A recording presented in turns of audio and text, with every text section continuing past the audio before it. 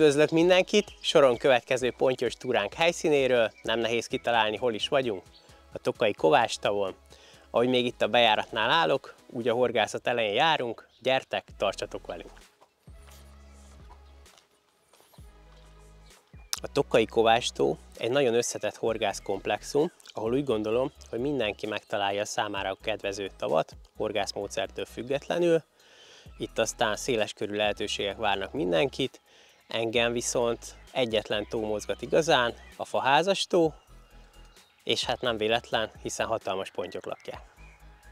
Ebben a filmben az előttünk álló egy hét történéseit fogjátok látni, és nem véletlen beszélek többes számba, Ádám barátommal érkeztem erre a horgászatra is, aki már a 4-es helyen vár minket, gyerünk!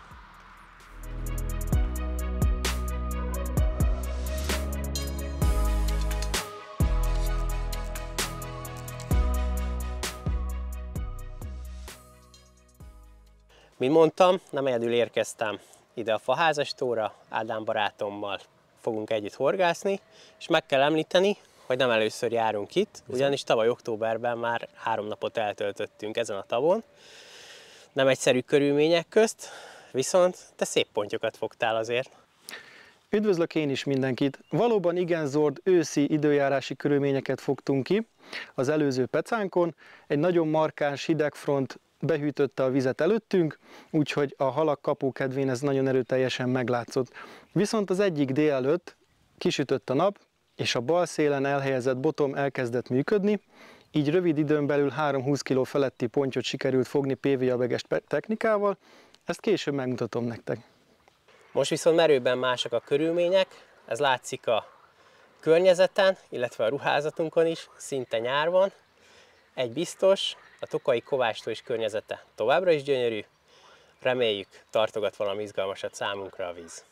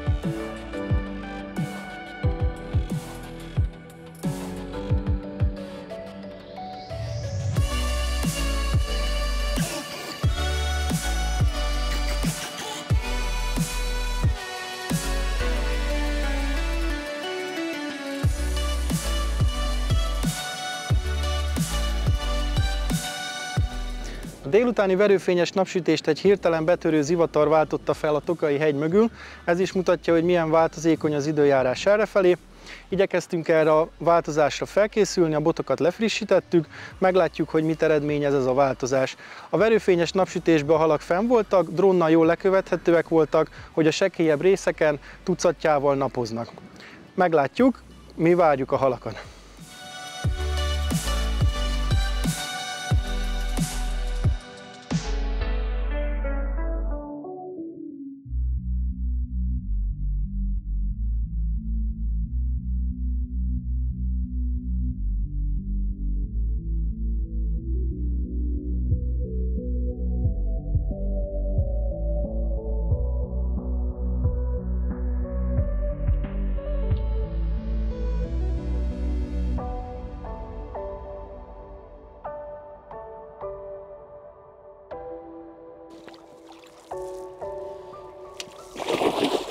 Ez el is ment.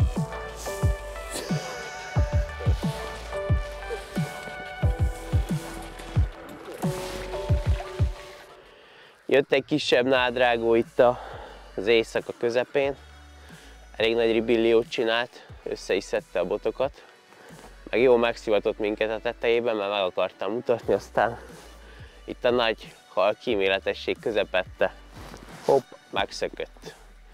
Úgyhogy ebből a delfinből nem lesz amúrfénykép, de hát vízben van, úszik, jó helyen van.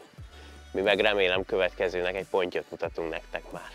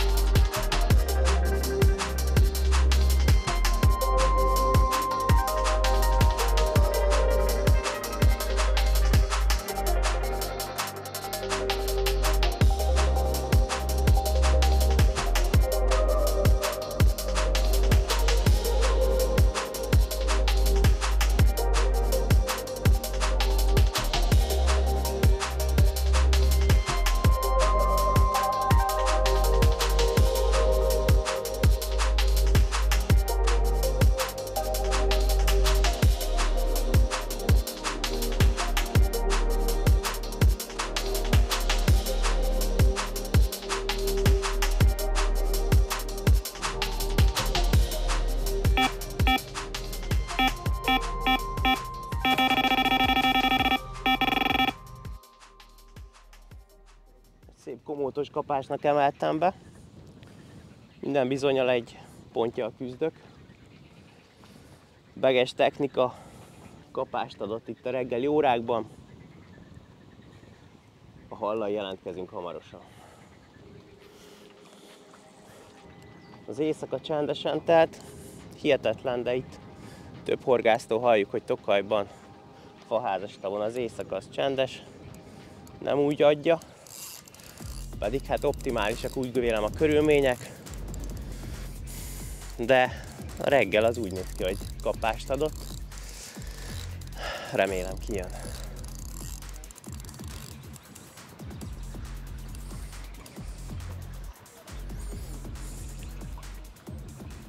Nagyon lassan, komótosan jön a hal. Pillanatra volt egy olyan érzésem bent, hogy valamiben elakadt. Szerintem úgy is volt. Magasra tartott bottal kompenzáltam, kirúgta magát. Most lassan, de biztosan jön felém.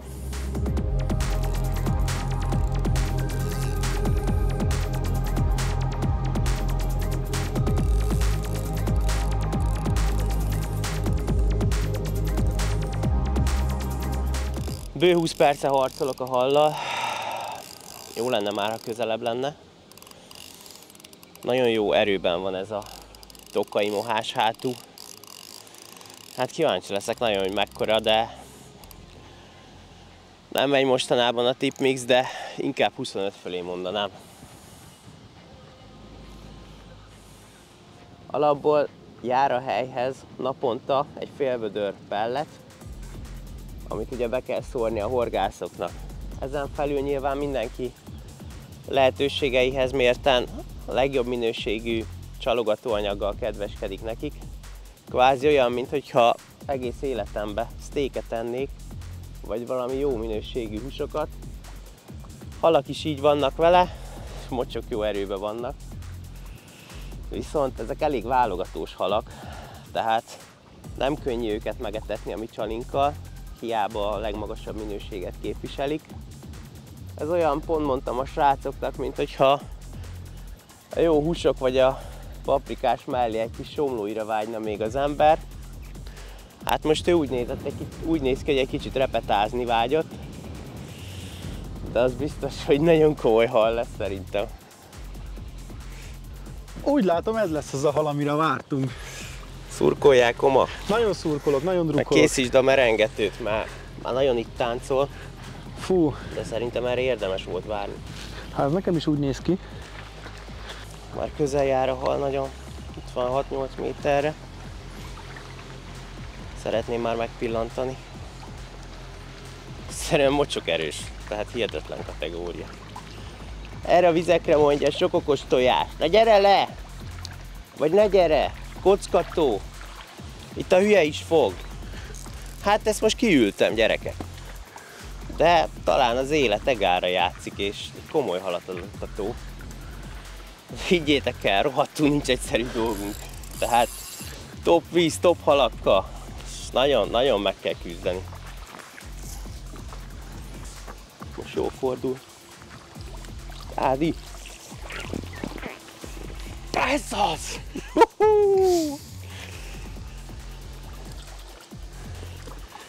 Peti, ez már a szágban van.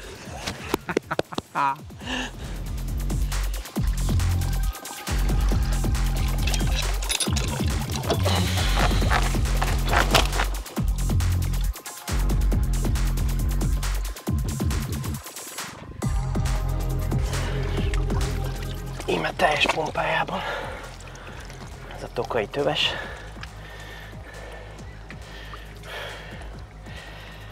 Nézzétek, bombahal.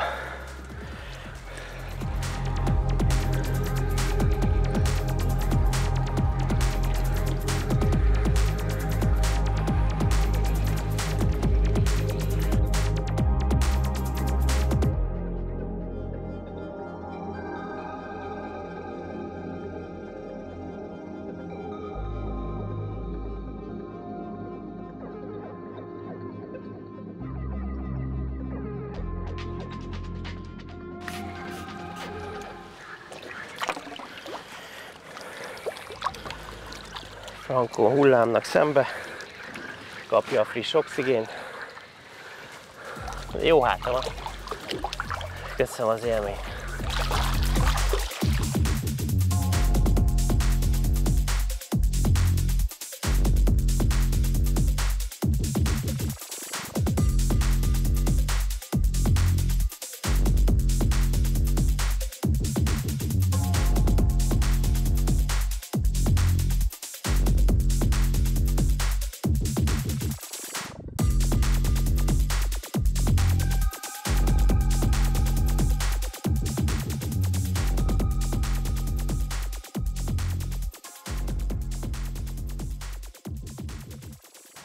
Kellemes meglepetésben volt ma részünk, ugyanis reggel nem kapásra, de egy jobb dologra ébredtünk, meglátogatott Józsi barátunk. Hogy jobb dolog, az lehet, hogy vitatnám, de örülök, hogy és szerintem jól érzed magad te is itt, mert itt ragadtál, úgyhogy egy kis szakmázásra akkor bevonnánk, hogyha lehet. Meg a pontyhorgászathoz nekem hozzátartozik az, hogy bandázunk, érted? Igen. Hogy kijössz, köszönsz a szomszédnak, sziasztok, hogy vagytok, mi van, és egy kis dumák. Agyalgatunk, mert azért nem egyszerű halat fogni, és megkérdeztük a Rigmastert, hogy mit ajánlana most itt. Hát amit most itt láttam nálatok, hogy úgy látom, hogy tényleg a süllyedő csali működik nektek. Nem tudom, hogy milyen horogcsalit használtok, meg minden, azt most pontosan nem néztem. Meg mondd már meg, hogy... Ez egy kisebb méretű bojlikat erőltetünk, 16-os 20-as méretben, tehát azért viszonylag finomak, illetve kisebb, nagyobb wafterek, beges technika, ezzel operálunk, de ez is nagyon finoman. És pop-upot is próbáltatok, nem? Próbáltuk, igen, spinner szerkót, de nem működött. Nem volt. Semmi. Én nem horgásztam még ezen a vízen, de hogyha most nézed az adottságokat a víznek, hogy sok peletet kapnak, sok nagy hal, meg minden, én szerintem ezek teljesen hozzá vannak szokva a süllyedő peletekhez, kis csalikhoz, úgyhogy a választás, amivel horgáztok, én is azt próbálnám. Láttam, hogy te peletet is próbáltál, horogcsaliként. Próbáltam, így van, csaligyűrűn. Hát ha ezzel letetünk, akkor hát ha gyanútlanul felszívja is, akkor lesz siker vele. Hát nem hiába etetitek, hogy azt teszi, igen. És akkor kis csalik, és akkor pop-up nem működik. Látom, hogy itt is nagyon, nagyon ügyes előkék vannak, látom, hogy kis ólomsúlyakat használod, meg igen, mindent. Aztán kérdeznélek is, hogy szerinted ennek van létjogosultsága? Szerintem igen, mert az akadást, amikor beszívja a hal a szerelé, a horgodat a csalival, akkor az még egyszer egy kicsit úgy megakassza, mielőtt az egész ólomnak a súlya odaüt neki. Úgyhogy én is szeretem ezeket a dolgokat, és teljesen egyetértek. Most egy egyszerű előkével fogtam egy halat, egy sima csomómentes kötés, 15 librás kis előkezsinór, viszont néztük az akadást, én azt mondtam, hogy tökéletes, de te egy kicsit kijavítottál, hogy annyira nem. Hogy lehet, hogy túl hosszú volt az előke. Igen, a hossz az úgy van mindig, hogy szerintem azt már elmondtam más filmekben, és az optimális akadás, hogy pont a középen van megakasztva. Igen. Hogyha már épp úgy, hogy megakasztotta kívül, akkor rövid az előkéd, ha már oldalt akasztottad meg a halat, akkor már hosszú az előkéd, és a pont már oldalt tudod fordulni. Tudod egy kicsit játszani vele, igen. És az a baj, hogy nyilván megakasztottad, meg megfogtad, de könnyebben ki tudja köpni, és nem akad meg. Látok itt a dobozodban egy előkét, ami azonnal megszúrta a szememet. Még nem próbáltam, de manapság nagyon népszerű, azt tudom. Ezt igen, ezt sokat bemutattuk. Előszeretettel használt. Kicsit beszélsz róla, hogy igen, hogy működik? Mi a létjogosultság? Ez a Danny-től az előkéje. Ezt ő az első underwater katasztrófa után fejlesztette ki, mikor azt mondta, hogy én minden halat megfogok, és én vagyok Danny, és nem úgy volt, akik nézték azt a filmet, látták, hogy mi történt ott. És igen, ott is akkor ott jött a előke hossza, hogy működik, a horognak az akadásnál, hogy működik a legjobban. És szerintem egy előkénél az a fontos, hogy a horog lefelé tudjon fordulni, hogy beszívja a hal, és újra meg akar szabadulni a csalitól. És az akkor működik, egy kombirig működik nagyon jó, mert ott van a szabad mozgás a horognak, de ugyanúgy egy spinnernél, vagy ennél a szereléknél benne van egy forgó, és le tud forogni a horog az akadásnál. Érdekes nagyon. Először olyan idegennek tűnik, de biztos, hogy van létjogosultsága. Az ember ezt megnézi, akkor ugye el van komplikálva, meg sok dolog van belekötve, meg minden, de egyszerűen én szerintem tényleg megvan ennek a szereléknek a létjogosultsága. Nagyon sok nagy hal van ebben a vízben, de nem eszik, nincs a nagy zabálás pillanatnyilag újra, nem? Nehéz. Tehát ugye kapják ők is a kaját, alapból ugye a pelletet, tehát mi is kapunk etetésre pelletet, ezt be kell szórni. Ezen felül még ugye szoktak etetni, meg hát nyilván minden horgász egyénileg szabja meg, hogy mennyit etet, meg hogy minél jobb minőségű csalogató anyagokkal nyilván. Ti is etettek rendesen, nem? Azért egy kicsit... Vagy Egyébként nem? most annyira nem. Tehát most ugye ezen a tavon volt változás, korábban csak dobba lehetett horgászni, és voltak időablakok, amikor vízre mehettél etetni, ez most is megvan, viszont lehet most etetőhajót használni, és egyébként azt látom, hogy nem nagyon mennek vízre az emberek, így hajókban random behúzgálnak, kvázi ilyen nagyhalas keresőpecát folytatnak, kisebb etetésre, és egyébként mi is kisebb etetést alkalmazunk, egy-egy fix pont van, de például amit megetettünk jobban krilles boilinkkal, onnan is több harcsa jött. Tehát így ráállt, tehát azért vannak zavaró tényezők. Én is kinéztem ezt a sarkot, megetettem, több amúr jött onnan. Tehát én is inkább agyalgatok, hogy egy ilyen kereső peca, és egyébként ez adta most a halat. Viszont mondta egy érdekes gondolatot, így az etetésről, meg hogy horgásznál, hogy inkább egy fix pontot etetnél meg, igen, és ez amúgy megfogott. De érted, hogy mikor elmondtam neked, hogy most itt hány hely van azon a tavon? 6 hely. 6 hely. Folyamat horgásszák, ugye egymásnak adják a kulcsot kvázi a horgászok, nyilván vannak favorit pontok, így a helyen, ami így azonnal szembe tűnik, mit tudom, egy sarok, vagy egy-egy kisebb bokor itt azon a részen. A gondolatom, mikor ezt kérdeztem, az volt, hogy 6 hely van, és helyenként 6 bottal lehet horgászni. Így van. És akkor itt van 36 bot, és az emberek 36 külön etetést hoznak létre ezen a viszonylag kis tavon. Így van. És hogy ennyi etetés van össze-vissza, akkor szerintem nincs egy koncentrált hely, ahol a ponty bejönne táplálkozni, és ahol föl tudsz valamit építeni. Igen. Nyilván most nehezen megy a hal, nincs túl sok kapás, nem is tudom, hogy igazából eszik a hal, úgyhogy ez a kereső horgászat, szerintem ez most működik, mutassa, hogy fogtok meg minden, de hogyha föl akartok valamit rendesen építeni, akkor egy koncentrált helyre. Igen. Horgászni. Igen, hát találtunk egy-egy jobb helyet, ilyen iszapváltót, megpecáztuk, de mondom, onnan az a harcsa jött, 2. Úgyhogy az úgy... Amúgy igen, most úgy látszik, hogy veszélyes, hogy a harcsa aktív, és úgyis halas cuccokkal horgáztok, mondtad éppen, hogy a krilles bojlitokkal horgáztok, peletet szórjátok, ilyen ott megvan a veszély, hogy rááll de a magyaros boilinkra meg odaállt az amúr. Tehát ezek olyan dolgok, amiket megmondom őszintén nem számítottam. És akkor most mit csinálsz? És akkor felküldtük a drónt, a tó másik felében pedig 150-200 nagytestű ponty csak lebegett. Igen, ott állnak a sarokban, el voltak, mint a befőtt, úgyhogy viszont most ez a szél, ez kedvez nekünk. Szerintem sok hal most ezen a részen van. Meg látványosan is itt bukdácsolnak a vízen, úgyhogy amikor fogtad a haladat, azelőtt is láttad. Igen, mondtad, hogy ott többször fordult. Mondtam neked, hogy nagyjából az a rész, és rövid időn belül be is adta. És most még egy kérdés, még nem vagyok etetőhajós horgász.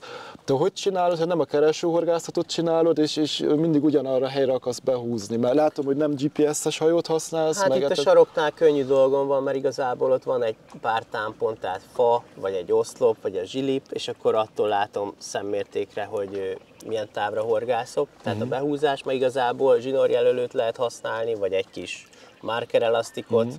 Azt látom, hogy ha kimegy, akkor lerakom a szerkót, aztán így pontosan tudok pecázni viszonylag.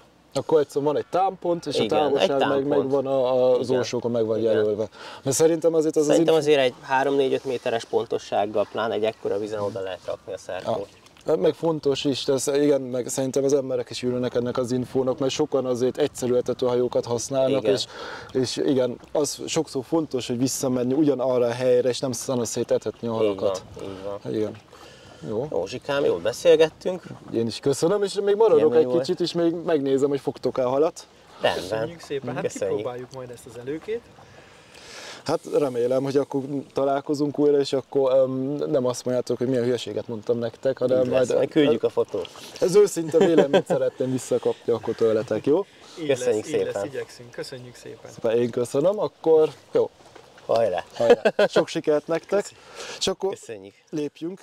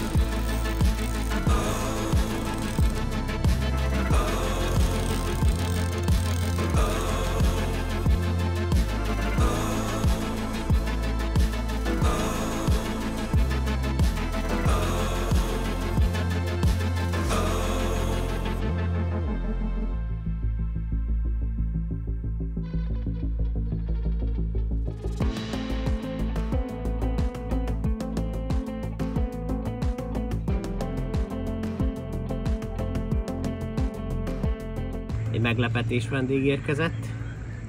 Nem gondoltam volna, hogy ő veszi fel az Ananász Legend waftert. Egy brutális F1 pontykárász hibrid. Minden bizonnyal az egyik legnagyobb az országban, és talán Európában is, de majd lemérjük pontosan. Nézzétek! Nagyon komoly. Jobban örülök neki, mint egy 25-ös pontnak.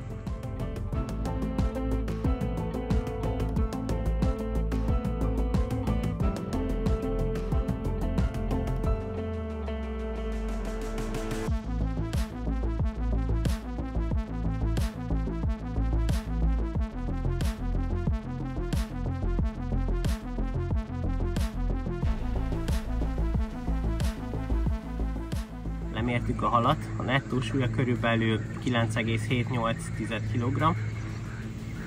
Hát nem semmi példány, megmutatom még egyszer. Egy brutális F1-es pontykárász hibrid, minden a Tokai Kovács-tóból. Nézzétek!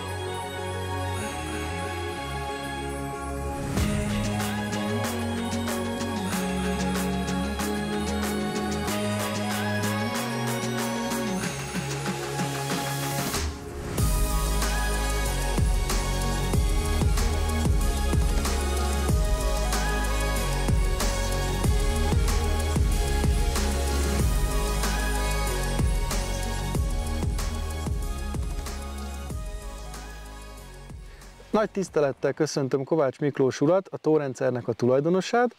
A következő percekben beszélgetni fogunk a tónak a múltjáról, jelenéről és a jövőbeni tervekről, illetve érdekes információkat és hasznos tippeket is megtudhatunk majd tőled. Üdvözöllek, Ádám, és üdvözlöm a nézőket is. Egy nagyon rövid áttekintést szeretnék nyújtani a tavainkról, amely Tokajba és Tiszanagyfalu települések környezetében épült meg még a múlt században. Több évtizedes múltja van már a cégünknek ezeknek az üzemeltetésében. Elsősorban termelőtavakként kezdtük itt a munkát, majd évek múlva jött egy ötlet, hogy lehalászás helyett esetleg horgász élménnyel társítva is tudunk értékesíteni halakat.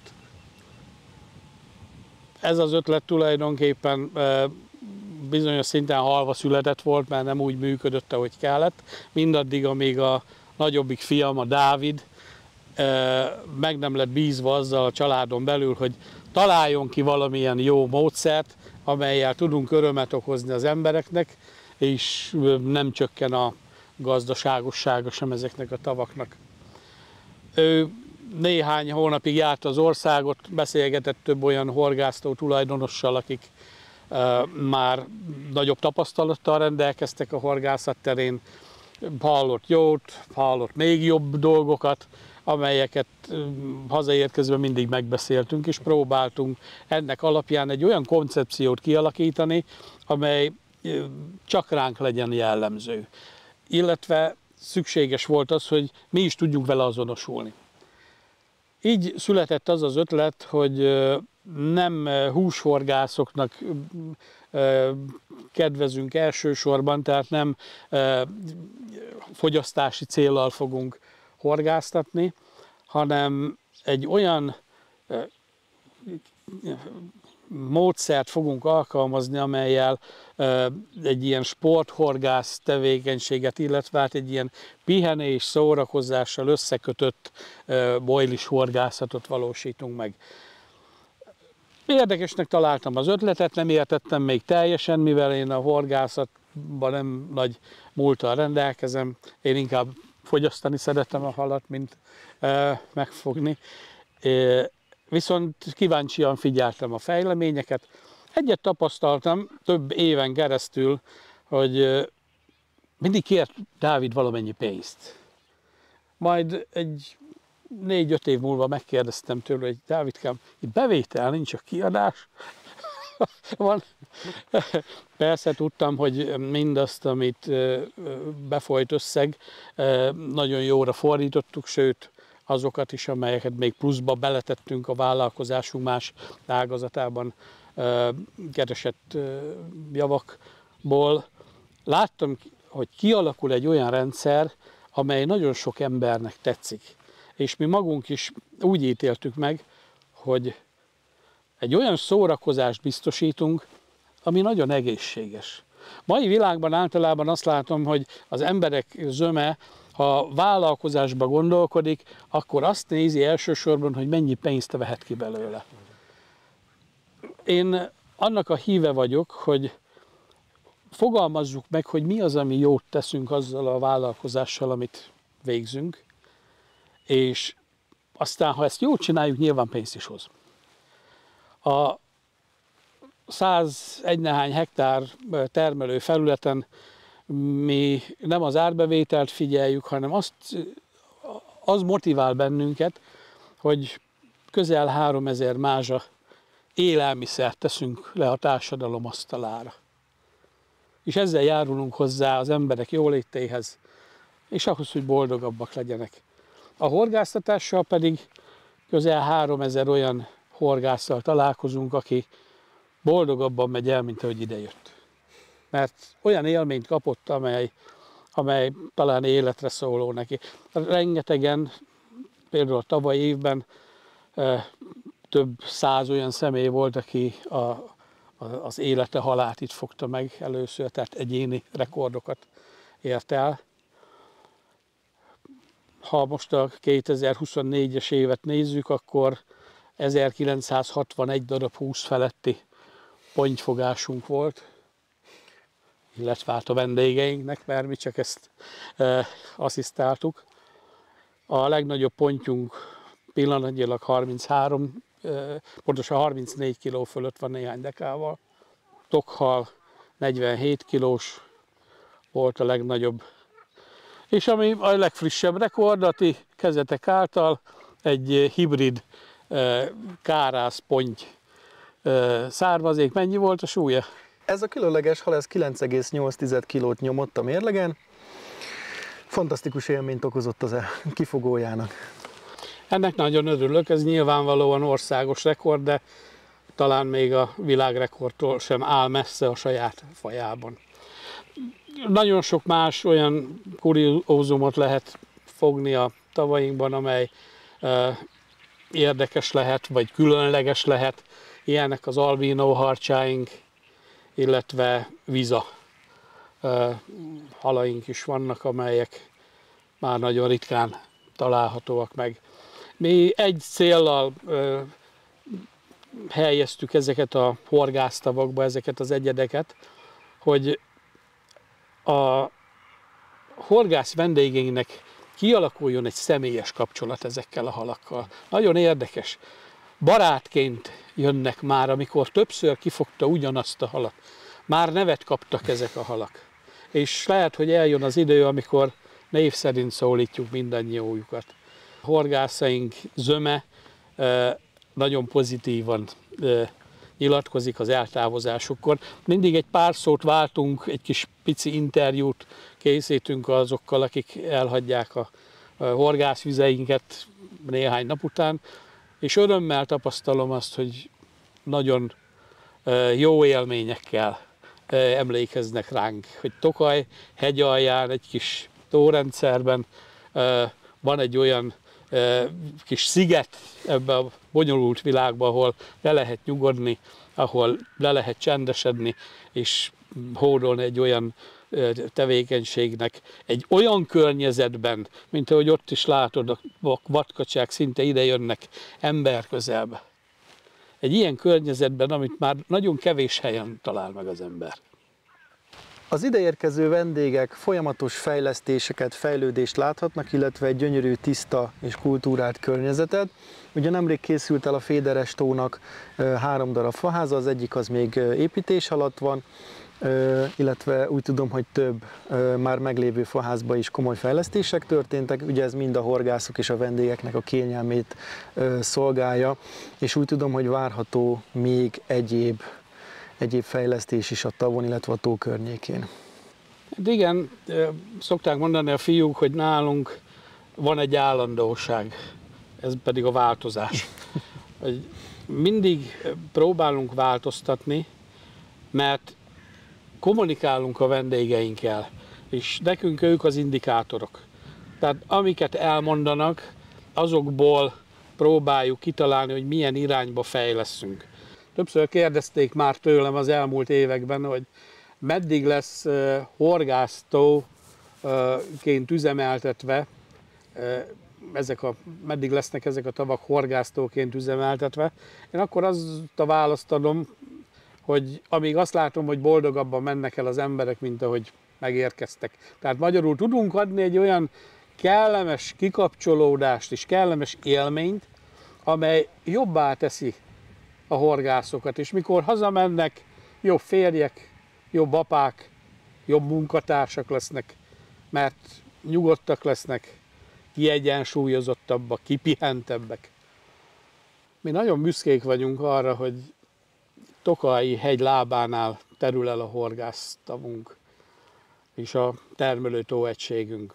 Nem mintha erről tehettünk volna, mert itt volt, mi ezeket annak idején nyilván megvásároltuk, de mégis nagyon jó, hogy egy ilyen ikonikus helyen vagyunk, mert nem csak a horgászattal ismerkedhetnek meg, illetve hódolhatnak a horgászok a szenvedélyüknek, ha hozzánk ellátogatnak, hanem a környék nevezetességeit, érdekes helyeit is meglátogatják, hisz szinte évezredes múltra tekint vissza Tokaj és a Tokaj környéke, a tokaji aszú és azok a jellegzetes tokaji borok, amelyek az egész világon csak itt termelhetők, itt érhetők el.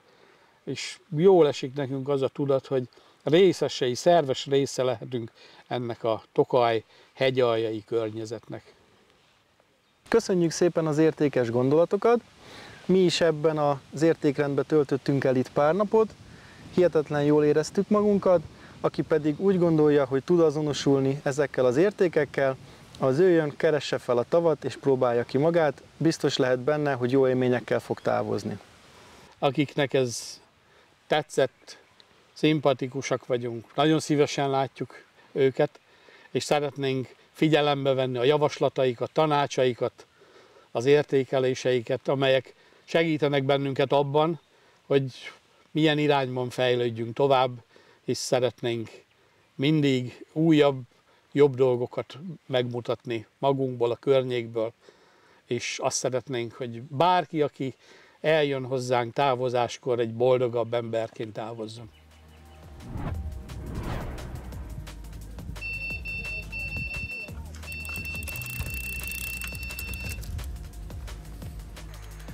Viszonylag hosszabb csendet követően egy egész lassú húzós kapásra vágtam be. Úgy látom, hogy a kisfiam Olivér meghozta a szerencsét. Meglátogattak minket édesanyjával, illetve a hugival. Elég masszív ellenállást tanúsít ez a hal, mely a délelőtt elhelyezett és beetetett új helyen találta meg a gazdáját. Nagyon bízom benne, hogy egy újabb szép pontyot mutathatunk nektek.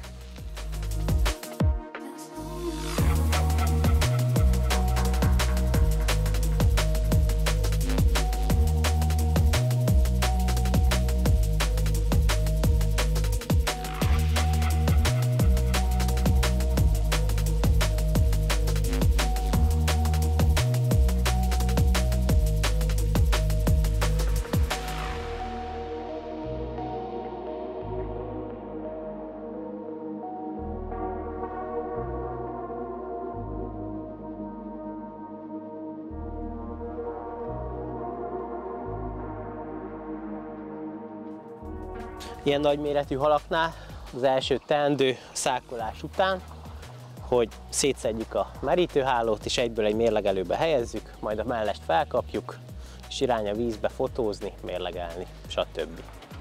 Úgyhogy let's go!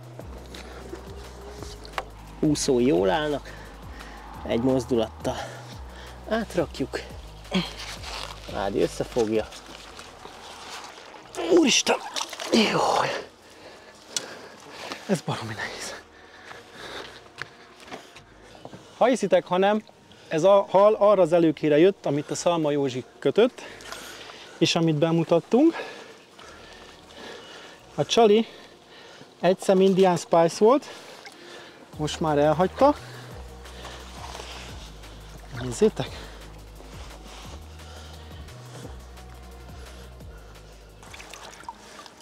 Közös munka és közös siker.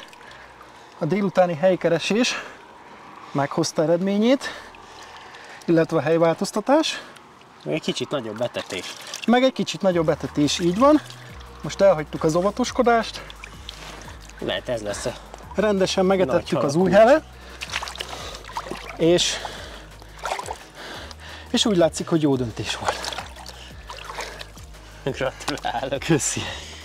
Fú. Nagyon vártuk már az első 25-öst, és be is adta.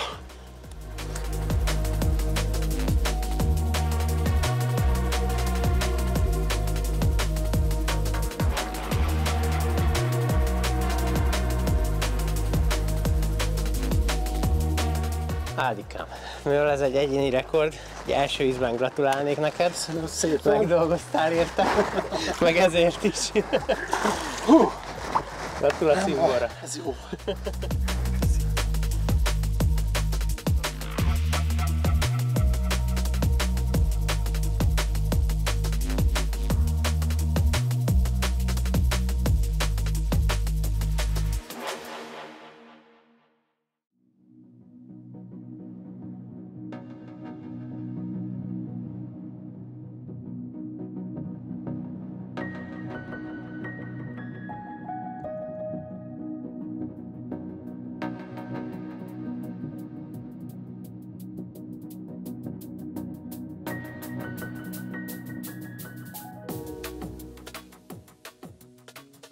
Beszélnék egy kicsit arról a felszerelésről, amit használok ezen a horgászaton. 3 méteres, 275 librás Widome Black Edition botokat hoztam erre a pecára. Régóta használom megelégedéssel ezeket a pálcákat. Nagyon könnyűek, kecsesek, szépen dolgoznak. Mivel behúzva horgászunk itt Tokajban, úgy gondoltam, tökéletes erre a horgászatra. Az orsó, amit használok a botokhoz, az nem más, mint a Widome Black Edition BC10 típusú tekerő. Nagyon meg vagyok vele elégedve, tökéletesen teszik a dolgokat, Ehhez több méretű pótdob is kapható külön. Én most erre a horgászatra a normál, illetve a sekély pótdobot alkalmazom. A zsinór rajtuk egészen pontosan a Korda Sublime 0,35-ös méretben. Nagyon kedvelem ezt a típust, tökéletes, nagyhalas, behúzós, pontyos pecákhoz.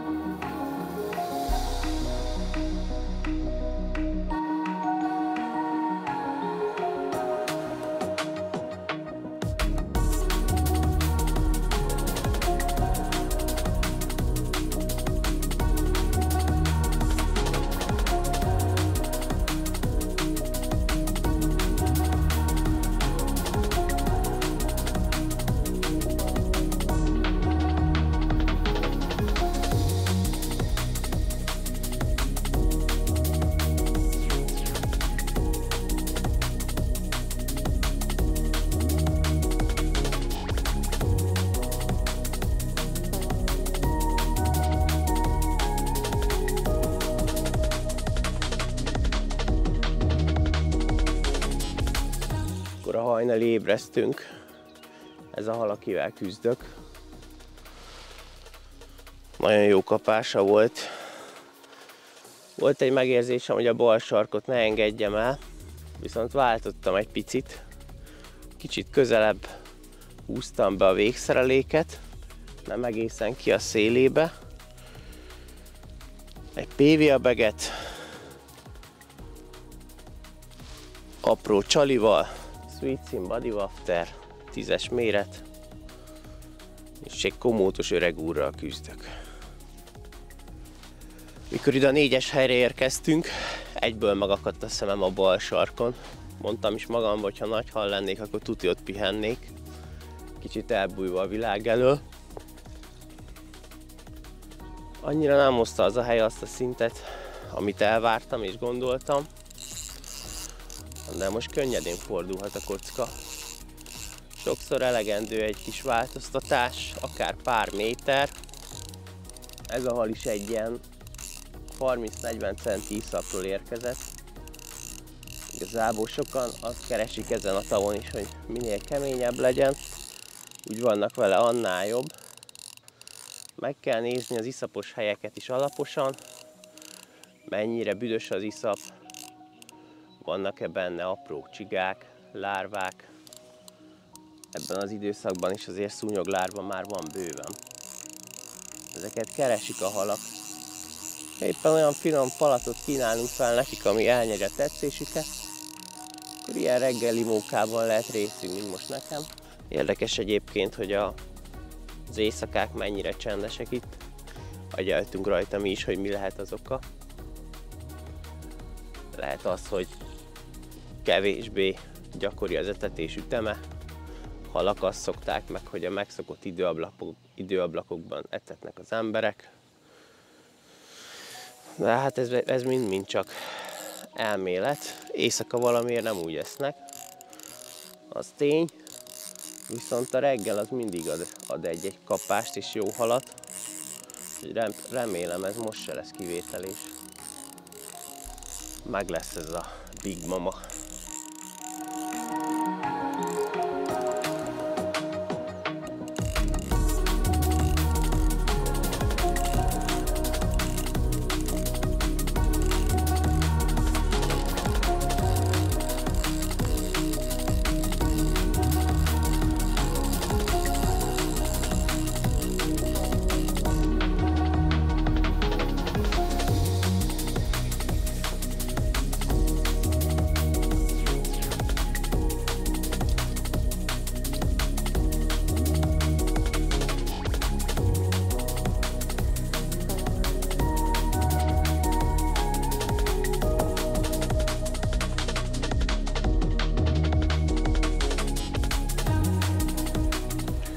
Szájában a kis body wafter, látod? Itt kockázatos merítés volt a rutin, meg az élet. Ennyi, Betike. Köszönöm. Megvan. Gratul.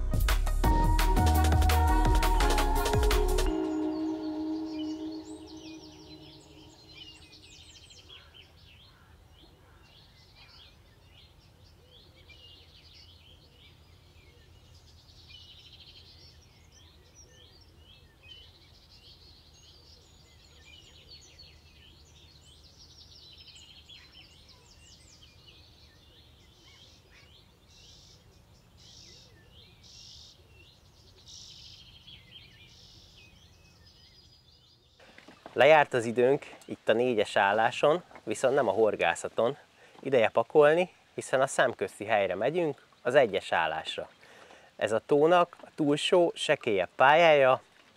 Nagyon kíváncsi leszek, hogy azon a részen mire jutunk. Azt gondolom, eddig sem lehetett okunk a panaszra, bízom benne, hogy a folytatás is hasonlóan jól alakul majd. Vagy még jobban. Na, pakoljunk!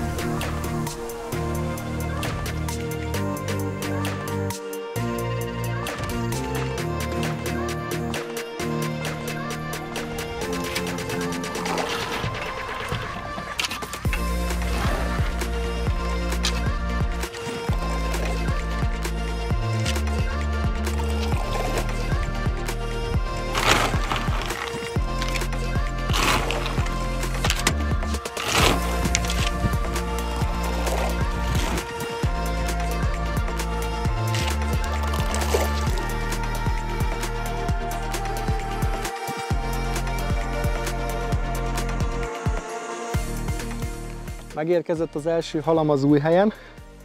Egy nagyon lassú komótos kapással jelentkezett. Egy pár perce már húzom, de hihetetlen lassan, méltóság teljesen és erőteljesen úszik. Nem sok zsinórt tudtam még tőle lopni. Ilyen elállást eddig egyik halamnál se éreztem. Úgyhogy nagyon bízom benne, hogy egy óriás sikerül majd szákolni. De hát addig még sok idő van. Bízunk benne. Hihetetlen jól közvetíti a halnak a mozgását a bot. Minden egyes erősebb uszonycsapást lehet érezni.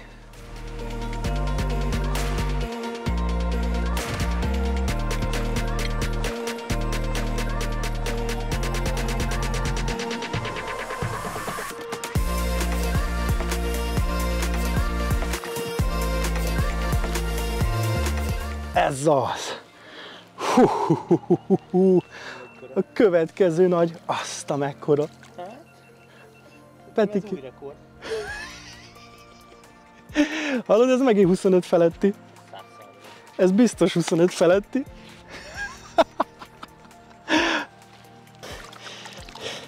Hihetetlen, hogy a túra alatt a második 25 feletti halamat tartom a kezemben. Ez egy picivel 25 feletti, de akkor is megvan. Ez most a Hotlávára érkezett, csak a kis csali. Most ez kell nekik. Nagyra nem nagyon volt kapásunk, de ezt keresik, akkor ezt kapják.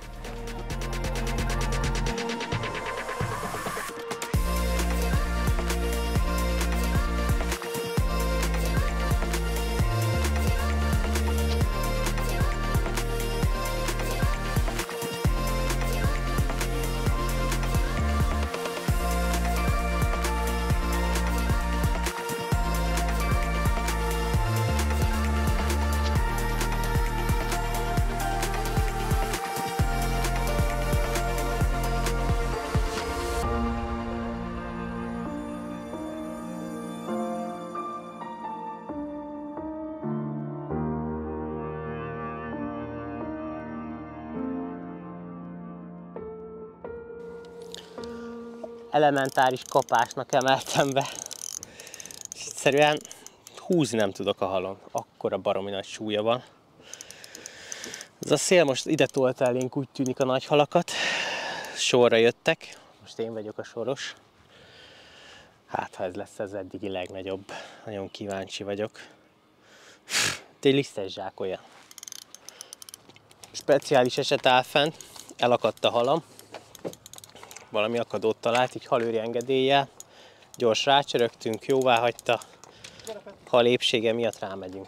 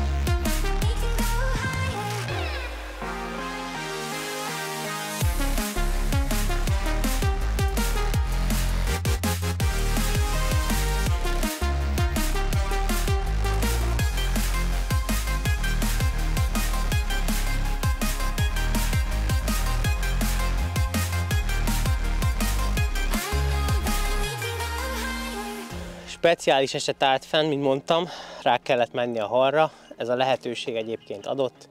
Halvédelmi szempontokat tartják a tógazdák is szem előtt. Sikerrel végződött az akció, így mutatom a halat. Kicsivel 24 kg alatt. Most ezt a egy kaptafa töveseket fogjuk. 23, 24, 25. Azért annyira nem hangzik rosszul. Oda nézzetek!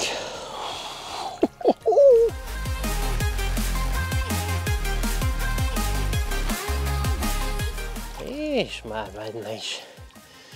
Egyet.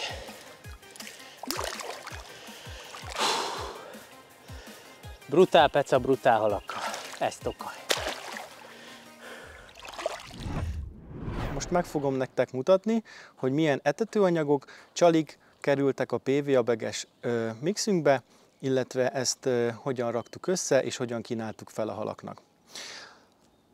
A PVA bagbe a Krill Force PVA bag mixet használtuk, ez adta az alapját, ugye a Krill Nature és a Krill Indian Spice termékeket használtuk, kiegészítve egy kis Monster Pellet boxsal, ugye a tonhal szúnyográlva kivitelben. Ezt egy-egy arányban alkalmaztuk. Törekedtünk arra, hogy a krilles vonal megmaradjon, ezért a Monster Pellet boxban található locsolót nem öntöttük rá az etetőanyagra, hanem a Krill Force termék családból a PVA bag liquidjét, ugye a Krill Indian Spice nevűt viszont ehhez a 3 csomaghoz teljes egészében hozzáadtuk, összekevertük és így adtuk a halaknak.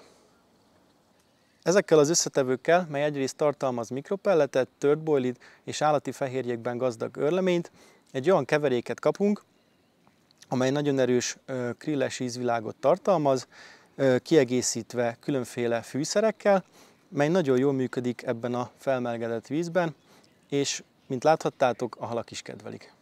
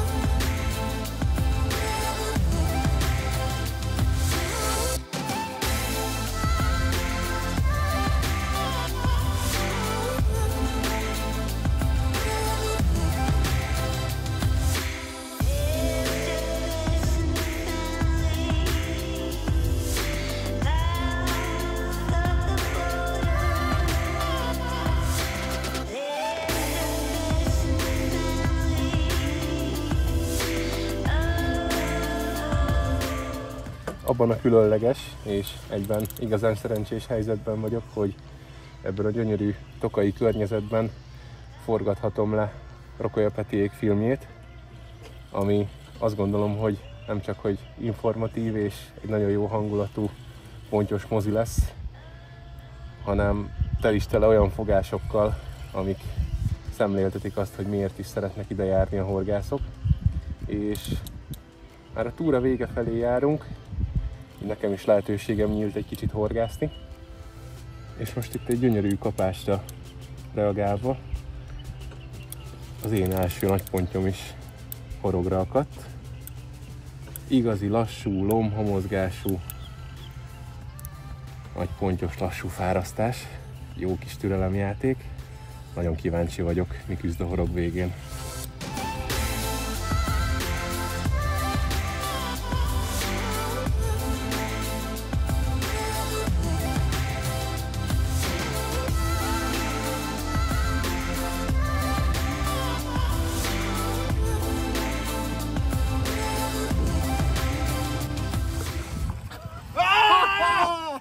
Megvan! Ez az! Azt a! Iszonyú jó fárasztás után itt van előttem ebben az úszó bölcsőben valószínűleg életem új pontyrekordja. Tökéletes akadással az alsó szájában, egy mozdulattal eltávolítva a horog. Most jön az igazság pillanata. Föltesszük a mérlegre ezt a fantasztikus tőpontyot. Ez. Na mennyi? Engedd. 26.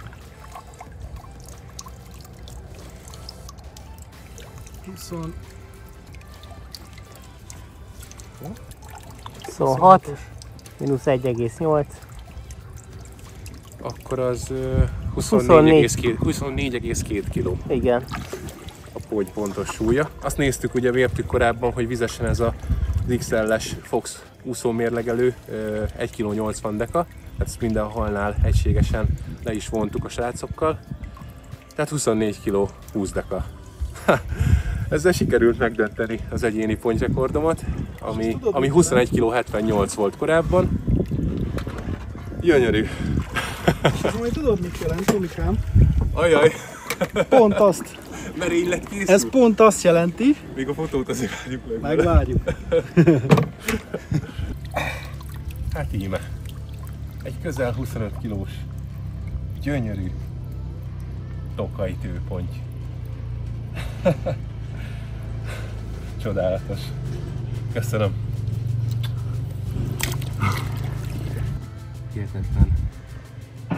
Ilyen méretei vannak, még így a két karommal átérve is. Még nincsenek rövid karjaim, de kifejezetten nagy. Szépen nyeri vissza az erejét. És elhúzik magától.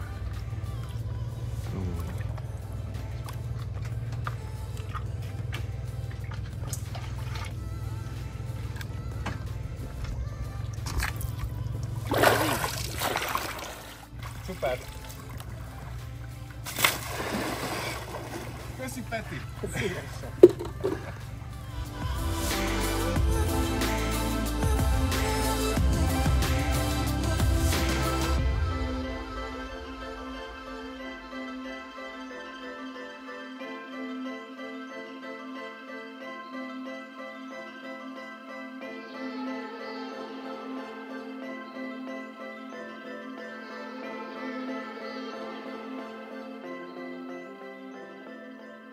A következőkben pedig az általunk használt PVA bages végszereléket szeretném bemutatni.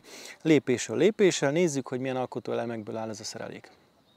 A végszerelék fő alkotóeleme a Haldorado PVA Lead ólom, 93 g-os méretben. Ezt követi egy gyorskapocs, egy gumikúb, egy Korda Supernatural 25 librás fonott horogelőkezsinór, melyre egy 6-os crank szakál nélküli horgot tettünk, egy médium befordítóval, a hajszálelőke végén pedig a Krill Force Hardhook Wafter szerepel Indian Spice ízesítéssel. Egyetlen feladat marad hátra, hogy az elkészített mixet, végszereléket betöltsük egy MS méretű Korda PVA tasakba. Nézzük ennek a lépéseit. Ez a csomag tartalmaz egy töltőszerszámot, ennek a segítségével praktikusan meg tudjuk tölteni a kis tasakot. Én úgy szoktam csinálni, hogy töltök bele egy kis mennyiséget, erre ráhelyezem a horgot, majd megtöltjük a tasakot, majdnem tele, ekkor belehelyezem az olmot, egy kicsit le kell tömöríteni. Ha letömörítettük, akkor egy pici nyál segítségével rögzítjük a PVA ólom szárára a PVA baget. Kis segítség, és akkor meg is tapad rajta. Ami nagyon fontos lépés, hogy ezt a tasakot több helyen ki kell lyukasztani. Ha ezt elmulasztjuk, megtörténhet, hogy fennmarad a víz tetején. Ezen kívül szintén a gyorsabb oldódás és a levegő távozása érdekében levágom a PVA tasaknak a két sarkát, ezzel is elősegítve a víznek a beáramlását és a gyorsabb süllyedést. Most már minden készen áll, mehet a vízbe, és várhatjuk a szebbnél szebb pontyokat.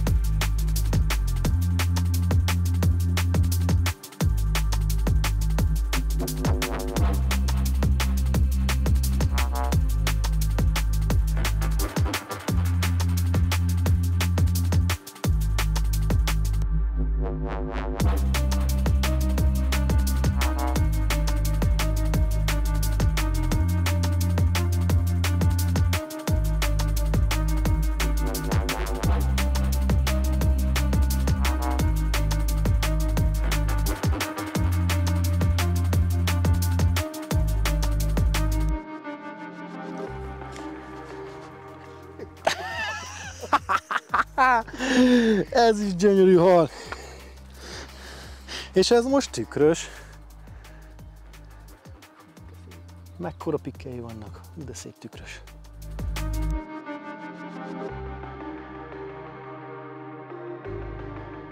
Megérkezett az eddigi legnagyobb pontyom.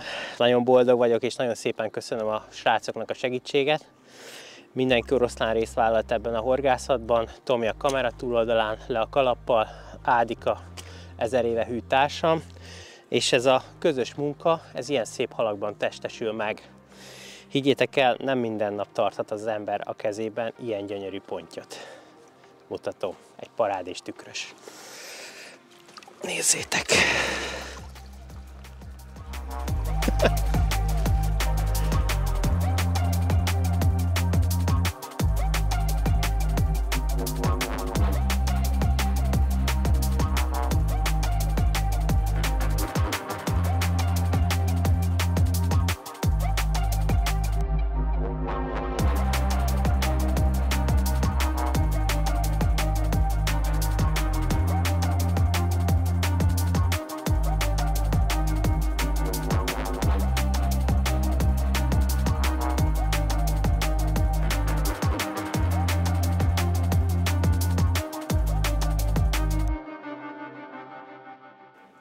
Az éjszaka egy csendesebb időszakában járunk, hagynak egy kis nyugit a halak, így úgy gondoltam, hogy bemutatom azokat a csalogató anyagokat, melyeket sikerrel alkalmazunk itt Tokajban.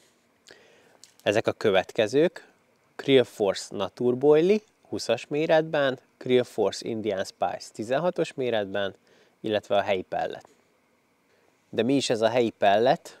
Ez egy nagyon magas tápértékű, erősen halas, jó minőségű, durván 12 mm-es pellet, melyet minden álláshoz naponta kapnak a horgászok, és ez kötelező is beszórni. Sőt, azt tapasztaltuk, hogy igénylik is a halak. Legtöbbet ezt a 3 komponenst alkalmaztuk etetésünkre, ez volt az alapja. Megemlíteném, hogy többféle csalival fogtunk halat, de amit kiemelnék, az a Hard Hook 16 mm-es Indian Spice Wafter, melyekkel a legnagyobb halainkat zsákmányoltuk. A teljesség képért megmutatom azt is, hogy hogyan csaliztam ezzel a fogós balansz csalival. Egyszerű, de hatékony módszer. Kezemben egy egyszerű, de oly sokat bizonyított inline olmos szerelék. Igazából egy durván 15 cm, 12-15 cm hosszúságú horogelőke, egy vékonyabb fluorokarbon, nevezetesen a Korda IQ, egy 8-as méretű Korda Crank szakál nélküli horog, egy egyszerű győrmárig, amit alkalmaztam legnagyobb megelégedéssel itt is. Ehhez nincs sok kiegészítőre szükség, mint mondtam, fluorokarbon, egy horog, én szeretek alkalmazni horogbefordítót is, egy mikroforgó és egy hookbid, ami egy gumiütköző. És ezt csalizom, nem kell más, a balanszcsali, baitfloss, és egyszerűen bevetésre kész. Készítsük is el!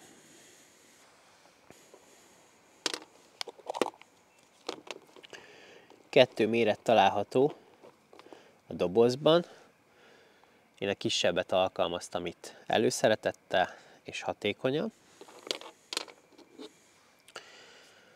Levágok egy kis csalisejmet.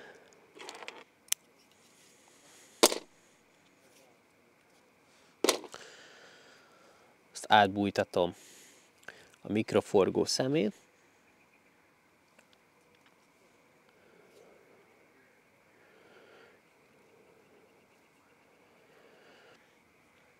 Egyszerűen felfűzöm a csalit a mikroforgóra.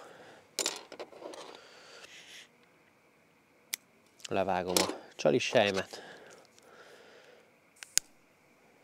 Gyújtó segítségével ráégetem. Ez bőven elegendő, fixen tart. Miért volt szüksége erre a horogelőkére? Nekem már nagyon sokszor bevált egyébként. Tapasztaltam, hogy több ilyen egy-egy csippanás volt. Én ezt annak tulajdonítottam ezen a horgászaton, hogy csak így rácsípett, rászívott a ponty. Nagyon óvatos, sokat látott halakról beszélünk. Én úgy gondoltam, hogy ez az egyszerű kis előke, amikor nagyon közel van, látjátok, a csali a horoghoz, minél hamarabb megfogja a halat, és ez a tűéles 8-as horog, ez pont annyira könnyű, hogy ezek a finoman táplálkozó halak is gyanútlanul felhörpintik. Megemlíteném még azt is, hogy minden helyhez tartozik egy nagyon frankó kis csónak, mely nagy segítségünkre van abban, hogy vízre szállhassunk, helyet keressünk, majd etethessünk. Ezzel mi is teljes mértékben éltünk, a csónakkal bementünk, megkerestük a jónak vélt helyeket, megetettük, csónakból is, illetve etetőhajóval is ezt a keveréket húztuk be a csali mellett a megfelelő helyekre. Tehát azt tapasztaltuk, hogy a halak ebben az időszakban igényelték a nagyobb mennyiségű etetést, illetve ezekkel a különféle méretű csalikkal való etetést, viszont inkább a kisebb méretű csalikat fogyasztották előszeretettel, de hát ettől is szép a horgászat, hogy ezekre az apró csínyekre, trükkökre magunk kell rájönni. De mi igyekszünk segíteni nektek ebben, hogy minél sikeresebbek legyetek.